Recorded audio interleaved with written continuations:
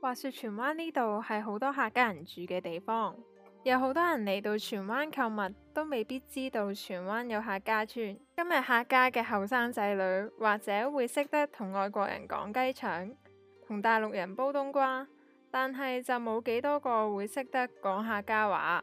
唉，語言呢樣嘢或者會跟住時代改變，但係就有一樣嘢客家人係好想保留返落嚟，呢樣就係舞麒麟。呢位舞麒麟嘅師傅係客家人，佢自幼學習舞麒麟，亦都係呢間武館嘅揸 fit 人。等我介紹舞麒麟俾你知多啲啦。相傳早喺春秋嘅時候已經有人舞緊麒麟，約莫喺明清時代，舞麒麟就跟住客家人嘅南遷嚟到香港。話說麒麟嚟頭唔細㗎，佢係觀音大士嘅坐騎，又係代表上裔嘅中國四大神獸之一。有傳說話麒麟會送子，想丁財兩旺，兒孫滿堂，咁就要舞麒麟啦。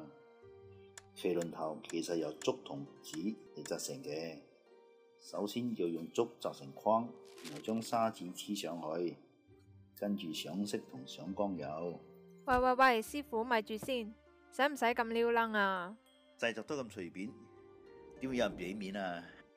上完色之後就將個頭同個身拼埋一齊，一隻雙目有神嘅麒麟咁就完成啦。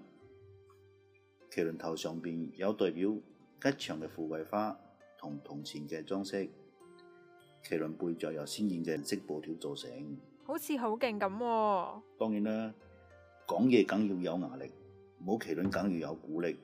其實舞麒麟同舞龍舞獅一樣，有配樂，要配合唔同步伐打鑼鼓。客家人喺結婚嘅場合會舞麒麟。咦？仲有呢？喺過年親神嘅時候會舞。總之每逢喜慶大事、過時過節，客家人就會舞麒麟。哇，真係唔簡單啊！咁高興，不如埋嚟影張相留念啊！